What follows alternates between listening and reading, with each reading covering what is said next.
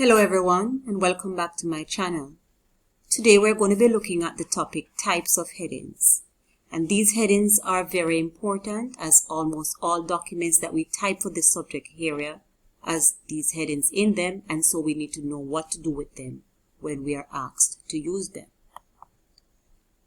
What are headings? Headings are word groups indicating the topics of text in a document. They give an idea about the contents of the document and about each section and subsection. Types of headings. A document may contain various types of headings. These include main heading, subheading, subject headings, paragraph headings, and marginal or side headings. For the rest of this video, I'll seek to break down each of these headings so that you can get a better understanding. Main heading. This indicates the subject matter to be discussed within the document. This heading is normally typed at the top of the document in spaced capitals or all capitals or as instructed. Now, spaced capital, as I have it here, is simply one space between letters, 3 spaces between words, and all capitals as how I've written it here. Now, there is normally a triple space between the main heading and the rest of the document, or we call that the body of the document, or if a subheading is used, there is a double space between the main heading and the subheading. It is also important to note that the structure of the document goes with the main heading, whether or not it is stated in a question, and this is very important to note. Students tend to lose out on critical marks because they do not understand that the document goes with the heading. So if the main heading is blocked, that means if it starts at the left margin, then the entire document should be typed in the block style. And if the main heading is centered, then the entire document should be typed in the indented style. Let us look at how the formatting of this will go. Alright, so here I have the block style heading, the manuscript writing, and the body of the text. So this is the main heading and the body of the text, and between the main heading and the body of the text I have a triple space, and this is a block style. Everything is flushed to the left margin. To the right I have the indented style, right? So the word manuscript writing is in the center and the paragraph is indented, right? I also gave two different writings for the main heading. This one is in all caps and this one is in space capitals. Let us look at subheading. This is a second level heading and as such has a slightly lesser emphasis than the main heading.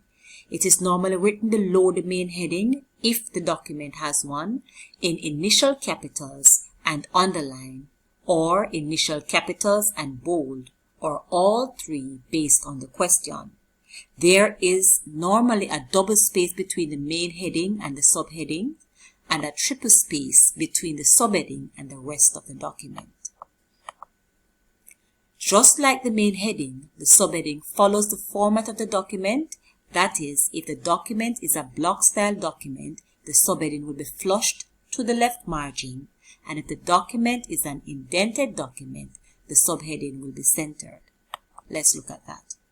So here I have a block style document. So the main heading, rising to the occasion, subheading, yeast spreads. Alright, and then the body of the text. So between the main heading and the subheading, I have a double space, and between the subheading and the rest of the document, I have a triple space. And this is the block style, so everything is flushed to the left margin. To the right, I have the indented style being shown. So the main heading is in the center, then below that I have a double space, and then I have yeast spread, which is my subheading. This time, instead of putting it in bold, I place it in initial caps and underline, just for you to see the variation of how it can be written. And between the subheading and the body, I have a triple space, and I have a video that shows you line spacing. You can click on that at the end of this to watch that and see what I mean by double, triple, or maybe single spacing. And the body of the text right? The paragraphs are indented. So this is my first paragraph and it is indented. And this is how the indented style will look with the subheadings being attached to it. Now let's look at shoulder headings. This is a heading text which is above the paragraph text as a shoulder. It must be blocked irrespective of the style of the paragraph text, and that must always be remembered. The shoulder heading is always, I always use the term placed in the shoulder, it's always in the margin, always there, irrespective of the style of the paragraph text. Now there should be a triple space between the preceding paragraph text and a shoulder heading text, and a double space between the shoulder heading text and the paragraph text below. Shoulder headings may be typed in all capitals or in initial capitals and underline, or initial capitals and bold. Alright, let us look at that. Now here I have an example, the block style. So you know the top already. So I'm going to look at my shoulder heading. Here I have it, characteristics, and it's there in the shoulder. And I have a triple space above it. So the paragraph is above it. I have a triple space between it and the paragraph above. And I have a double space below it. And to the right, I have the indented style being shown. And I place the shoulder heading in a different format. Now I have it in initial caps and underline. There's a triple space before it and a double space after. And note that the paragraph above and below, they are indented because this is the indented style. But the shoulder heading always stands or rests in the shoulder, irrespective of the format of the document. Alright, let's look at paragraph headings. Now this is a heading text which is part of a paragraph text. It may be aligned left, meaning blocked, or indented according to the style of the paragraph, and may or may not be followed by a punctuation mark. If it is followed by a colon or full stop, leave 2 or 3 spaces between the punctuation mark and the paragraph text. If the heading is the first word of the paragraph, leave 2 spaces after. But if it is part of the sentence, leave the usual 1 space. Again, let me show you what I just said. Now I have 4 examples here. Now I have example 1. This is a block style paragraph. Alright, so paragraph headings is my shoulder heading, and the word paragraph heading that is underlined here is my paragraph heading. Alright, and note that it is flush to the left margin because this document is a block style document. Now this paragraph heading is part of the sentence. Alright, so as I just read, so if it is a part of the sentence, how I know it is a paragraph heading is because it is underlined. Alright, so it's in initial caps and it is underlined, and I leave 1 space between it and the other word, and I continue my typing. Below it in example 2, I have an indented style being shown. The shoulder heading is always in the shoulder. There you have it there. But this now, because it's in an indented style document, the paragraphs must be indented. And as such, my paragraph heading moves with the document. Alright, so it is now indented at 0.5 inches and continues with the rest of the document. At example 3, I have the paragraph heading being shown now as a separate wording from the rest of the paragraph. So 1 and 2, the heading was a part of the text. Now I have the word order here. It's underlined, so it's in initial caps and underline, and I have a full stop. And then the other, I have 2 spaces, so it can be 2 to 3 spaces. And then how I know that this is my paragraph heading, it is, I have a full stop there, and then the rest of the text, the other word starts with a capital letter. You realize the starts with a capital letter there. Alright, and then this is a block style, so everything is flushed to the left margin. Example 4 is an indented style. Now, characteristics would be my shoulder heading.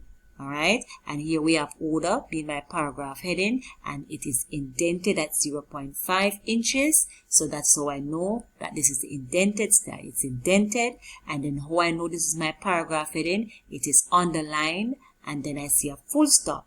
I see 2 spaces, and then the paragraph starts with the word the. The capital T is there. Alright, so this is 4 examples of how the paragraph heading can be used. I'll now look at the marginal, otherwise known as the side headings. Now this is a type of heading that is typed in the left margin or at the side and is parallel with the first line of the paragraph text, both being separated by 2 or 3 spaces. Long headings must occupy more than 1 line. Marginal headings are used to type plays, minutes, specifications, itineraries, programs, and similarly display work. Let me show you what I'm talking about. Now, here I have 2 examples of how the marginal heading can be used. So this is a block style. We start off with here. I have my main heading. I have my subheading, saving money in the bank. Look, between my main and sub, there's a double space. Between my sub and the body, there is a triple space. But here we go to the marginal headings. So my marginal headings, saving account and current accounts. Saving account, it was too long to go across. So it was stated that when we have a long word, we split that in 2. Alright, and so I put savings in the first line and account in the second line. I have some spaces separated it from the paragraph that is here to the right. Likewise, current accounts, current and accounts below because it's too long to go across, and the rest of the paragraph is here. To the right, I have an indented style being shown. So the word saving is my main heading. I have a double space and then the subheading saving in a bank. Note that I try to switch it up a bit with the subheadings. So I underline this one, initial cap and underline, and this one I have it in bold. Alright, and then as it relates to the marginal headings, savings account. So this example now, I showed you everything going straight across, savings account going straight across, and then I have my spaces and then the rest of the paragraph. Likewise, current account. I try to switch it up a bit for you to get a visual representation of how it can look in different formats. And so I have the savings account here being in initial caps and bold, and I have current account being in initial caps and under. And that is it. All you need to know about the various headings that are used in EDPM. If you enjoyed this video, I invite you to subscribe to my channel where you'll get a chance to view more of my videos to better help you with the subject area and also to perfect the EDPM CSEC syllabus.